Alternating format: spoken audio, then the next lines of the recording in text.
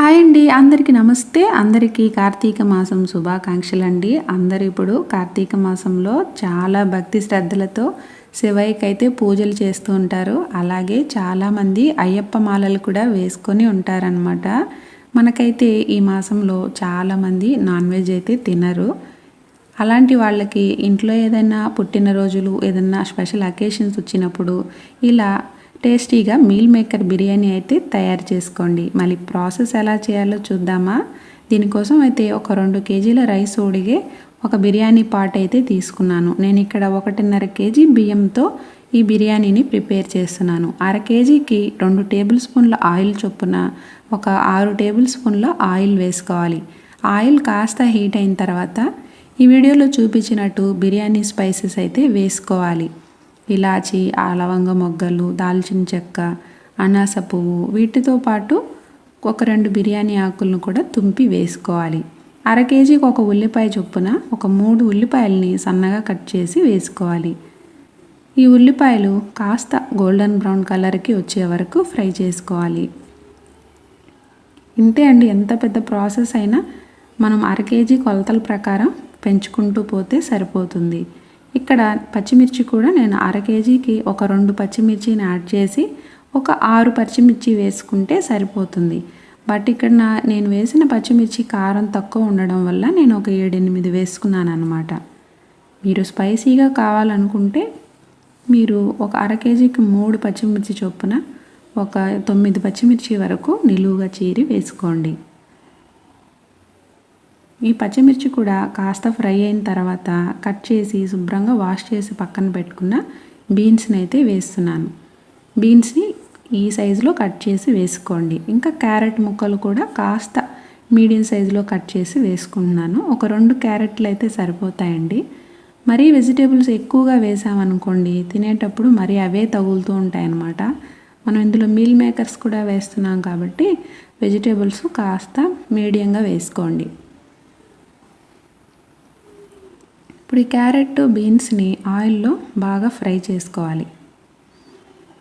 కాస్త సిమ్లో పెట్టేసి మూత పెట్టి ఒక 5 నిమిషాల పాటు మగ్గనివ్వాలి.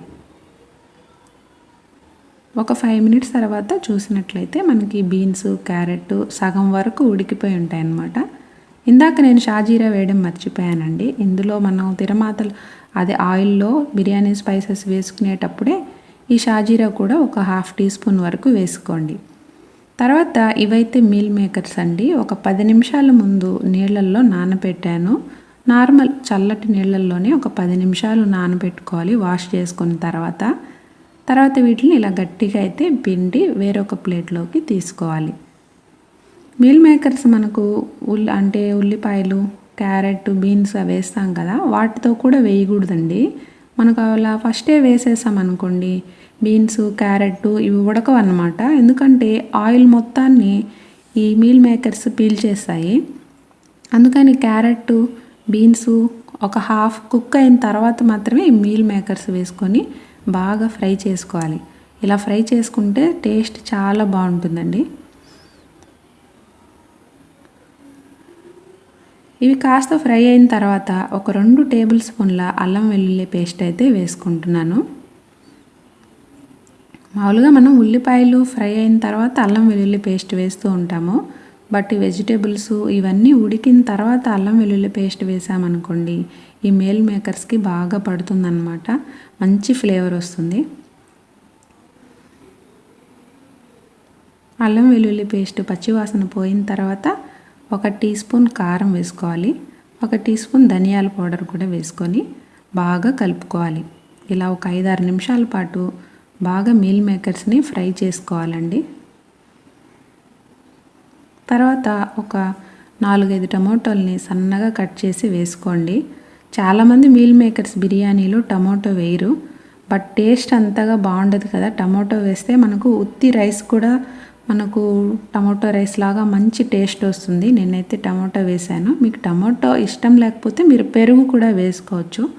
ఇప్పుడు ఇందులో 1 టీ స్పూన్ ఉప్పు వేసి బాగా కలుపుతున్నాను. టమోటాలు వేసాం కదా, ఇప్పుడు ఉప్పు వేసి కలిపి ఒక 5 నిమిషాల పాటు మూత పెట్టేసామనుకోండి, ఆ టమోటాల్లో ఉండే వాటర్ అంతా బయట వచ్చేసి మనకు బాగా ఉడుకుతాయి అన్నమాట. మీల్ మేకర్స్ వెజిటేబుల్స్ అన్నీ. ఇలా ఒక 5 నిమిషాల పాటు మూత పెట్టి సిమ్లో పెట్టేయండి.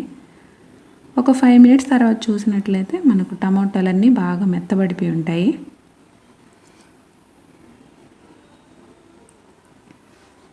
ఇప్పుడు ఇందులో తరిగిన పుదీనా, తరిగిన కొత్తిమీర వేసుకొని బాగా కలుపుకోవాలి. ఈ ఫ్లేవర్ కూడా ఈ మీల్ మేకర్స్కి బాగా పట్టే విధంగా కలుపుకోవాలన్నమాట. ఇలా ఒక 5 నిమిషాలు ఫ్రై చేసుకోవాలి. ఇలాగే కూడా తినేయచ్చండి. ఇవి చాలా టేస్టీగా ఉంటుంది. ఇలా తిన్నా కూడా కర్రీ లాగా ఉంటుందన్నమాట. బట్ మనం ఈరోజు బిర్యానీ ప్రిపేర్ చేస్తున్నాం కదా, దీనికోసం అయితే ముందుగానే ఒక 1.5 KG normal Sona Masuri rice ఉంటుంది కదా, నేనైతే అది వేస్తున్నాను అనమాట. దాన్ని ఒక 3 టైమ్స్ వాష్ చేసి ఒక అరగంట సేపు నానబెట్టి పక్కన ఉంచుకున్నాను. ఇప్పుడు డైరెక్ట్గా బియ్యంని ఈ మీల్ మేకర్స్ మిక్స్లో వేసేసి కలిపేస్తున్నాను అనమాట. మీరు బాస్మతి రైస్ వేసుకునే పని అయితే ఒక 10 నిమిషాలు నానబెట్టుకుంటే సరిపోతుంది. బాస్మతి రైస్కి అయితే మనకు 1 కప్పు బియ్యంకి 1.5 కప్పుల నీళ్లు వేస్తాం కదా, ఇది సోనా మసూరి రైస్కి అయితే 1 కప్పుకి 2 కప్పుల వాటర్ని అయితే వేసుకోవాలి. మనం ఇక్కడ మీల్ మేకర్స్ వేసాం కాబట్టి వాటర్ ఇవి కూడా పీల్ చేస్తాయి అన్నమాట, అందుకని కొద్దిగా ఎక్స్ట్రా పోసుకోవాలి వాటరు. ఇప్పుడైతే ఒక నిమ్మ చెక్కనైతే దీంట్లో పిండుతున్నాను. ఇలా నిమ్మకాయ పిండడం వల్ల మనకు రైస్ విరిగిపోకుండా పలుకులుగా అసలు విడివిడిగా వస్తుంది, నీట్గా వస్తుంది. ఎప్పుడైనా బిర్యానీలు ఏమైనా చేసేటప్పుడు నిమ్మ చెక్కని ఒక హాఫ్ పిండండి, బాగా వస్తుంది. ఇప్పుడైతే 1 కప్పు బియ్యంకి 2 కప్పుల నీళ్ళు అన్నట్టుగా కొలత చేసుకొని వేసాను. తర్వాత ఒకసారి బాగా కలుపుకోవాలి. కలిపిన తర్వాత మనకు సాల్ట్ ఏదైనా తగ్గిందేమో ఈ స్టేజ్లోనే చెక్ చేసి వేసుకోవాలండి, లేదంటే అసలు టేస్టే మారిపోతుంది. ఉప్పు సరిపడా వేసుకోవాలి. మనకు సముద్రపు నీరు ఎంత ఉప్పగా ఉంటుందో అంత ఉప్పగా ఉండాలి. తర్వాత ఇదైతే టేస్టింగ్ సాల్ట్ అండి, ఇది వేస్తే బిర్యానీ ఫ్లేవర్ టేస్ట్ అంతా మారిపోతుంది. మీకు ఇష్టం లేకపోతే స్కిప్ చేయొచ్చు.